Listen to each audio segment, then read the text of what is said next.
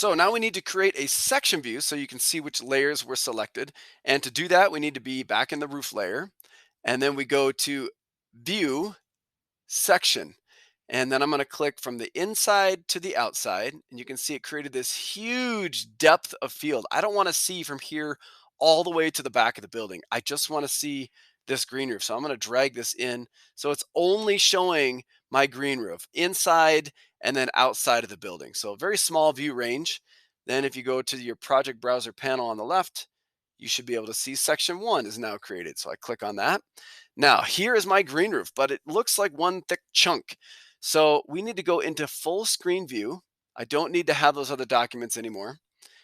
And go to fine detail. Now I can see my layers and go to realistic view. Now I can see my colors.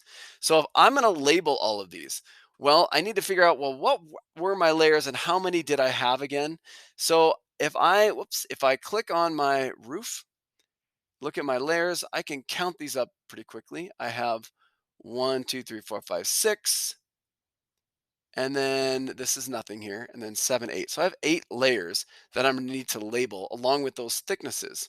So to label these, we go into Annotate, Text, and then do it with a little arrow. Now, in order to make this text a little bit smaller, because it's gonna be a little large to start, first I'm gonna click the arrow, put it up here, and I already know that this is 3 inches of grass, so I can type that in there. And then I'm just gonna click the arrow and hit the escape key a bunch of times until everything is deselected. I'm going to go back to full screen and I can change my scale. So instead of an eighth is a foot, which is up here, I can do a quarters a foot. You can see my text gets smaller. So that will make it a little easier to read. So I'd recommend the quarter inch is a foot. So I'm going to have to copy this text box with an arrow 8 times. So I can click on it, I can hit the control key, and if I drag it down, I can do this 8 times, and I'm going to have all 8 layers then that you can label later on.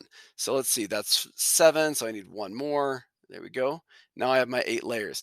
Now, what do I want you to name these things? Well, I want to know what these top 5 layers are for your green roof. So I want you to label them exactly as they're listed in here using the thicknesses that are listed in here. So let me do that quick to model that. So we'll go back to here. This one, and I got to zoom in. It's kind of hard to select this. There we go. I got it.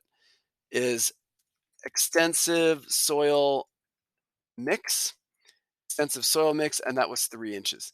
So make sure that they all match exactly what you're showing in there.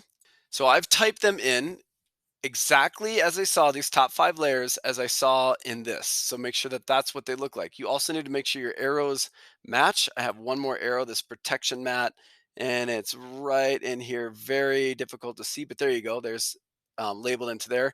Your bottom 3 layers then are going to be whatever it was that this basic EPDM roof was originally made from.